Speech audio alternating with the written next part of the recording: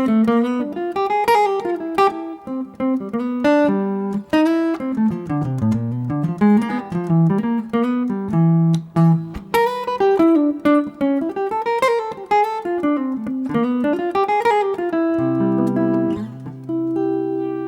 I'm Steve Krenz for Guitar Gathering, and I wanted to show you a quick jazz guitar lick that works great over the dominant 7th chord in a jazz setting.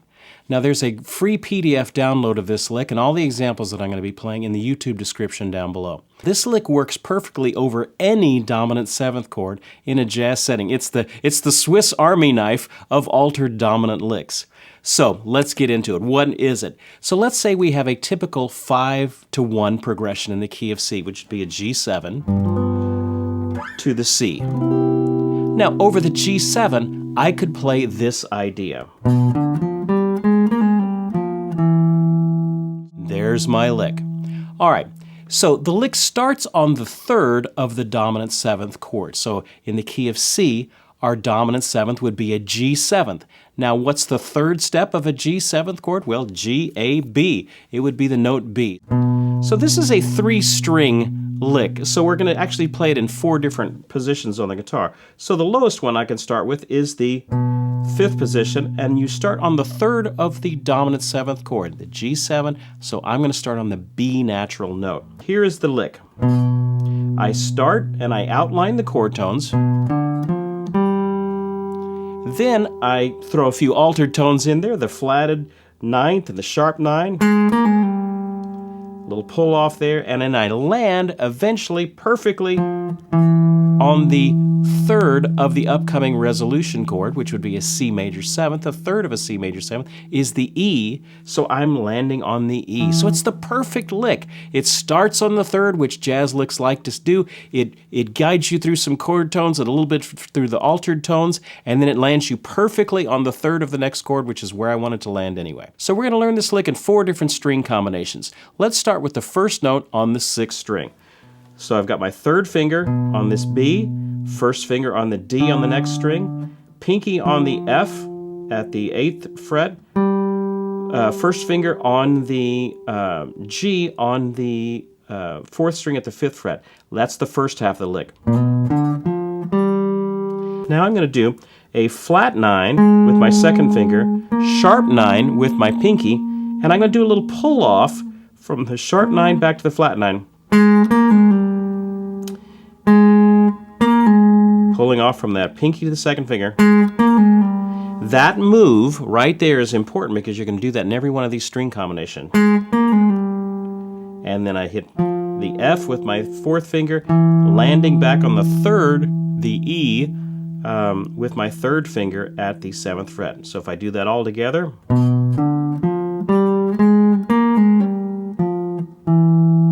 So it starts on the 3rd finger and ends on the 3rd finger.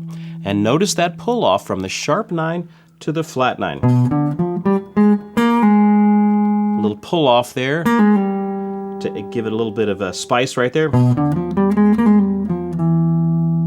All right, so that's the first string combinations that we're going to do if your starting note is going to be on the 6th string. So we can do it in some other spots. So what if we had a starting note and we wanted to play it on the 5th string? Well, where's the B? We're still on over a G7th chord. Where's the B on the 5th string? Well, there's one here, but that's going to put us into open strings, and so I don't want to do that. So I'm going to use way up here at the 12th fret, and I'm going to do exactly the same fingerings that I just did for the 6th string one.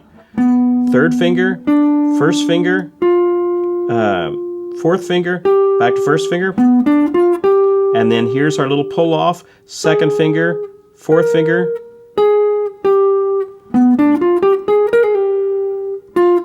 ending back on the 3rd finger. Notice it's the exact same fingers as we did in the previous one.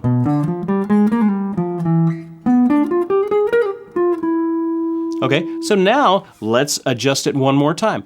What if we had a starting note on the 4th string? So we're in the G7th.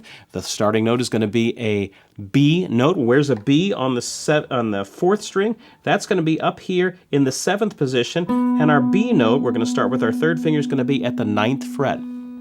Now here the fingering is similar, but adjusts a little bit. So I have my 3rd finger, 1st finger, pinky, that is the same. And now I'm going to scoot up a half step to catch my first finger on that G at the 8th position. And then I do my second finger, fourth finger, pull off again.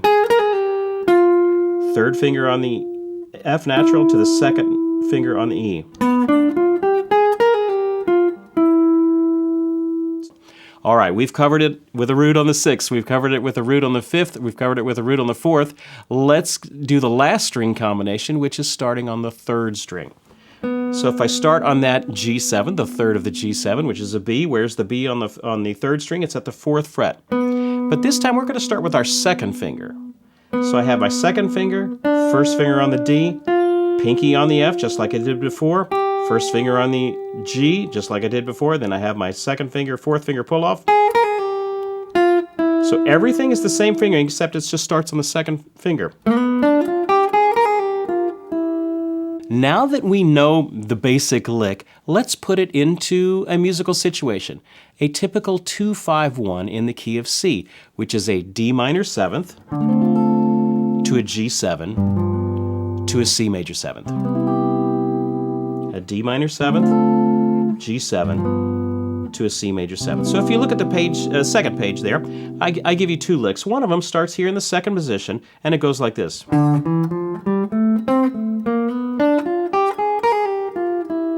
Working through the D minor notes. And then here's our lick over that G7, ending on the 3rd of that C major 7th. So starts off with your 4th finger on that D. We go up the scale, basically up the C major scale. Then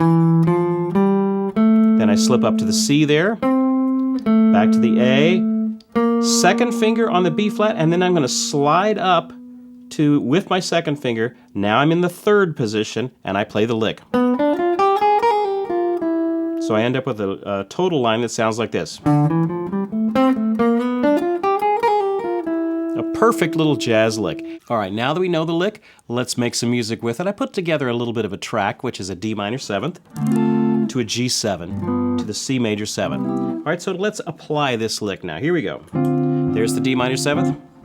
There's the G7. Here comes the C major 7. All right, let's play the lick.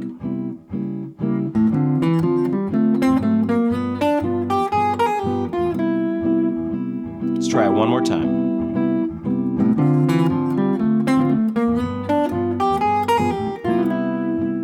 All right, so that's the first one.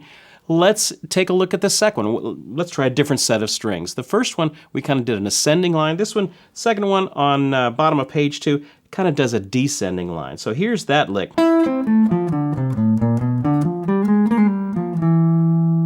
Over that D minor 7th, I'm going to play an E, C, A, F, D, C, A. Okay, freeze. That's an F major 7th arpeggio, but I'm superimposing that over an D minor 7th, kind of creating a D minor 9th sound. Exactly, it's the exact arpeggio. Okay, and then I go down to the A, and then I wind my way up to the B natural, and I play the lick. So if I add all that together,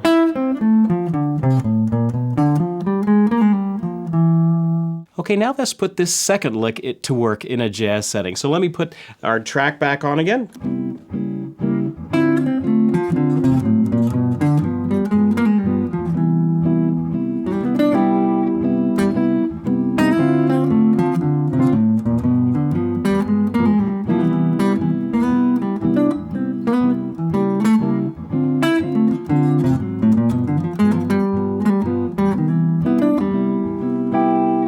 All right, I wanted to give you one last simple practice exercise to help you get this lick underneath your fingers in all of the 4 string combinations. So if you look on the 3rd page, we're going to be primarily here in the 5th position. I do it as if I'm going from a G7, which is going to resolve to C, which I'm going to make that a C7, which is going to resolve to an F, which it would resolve to a B flat. So it's kind of a cycle of dominant 7ths. So if I just put all that together, over the G7, I would play this. Then I would play the C7, same fingering. Over the F, I would play the 4th string version. Over the B flat, I would play the 3rd string version. So I end up with this. And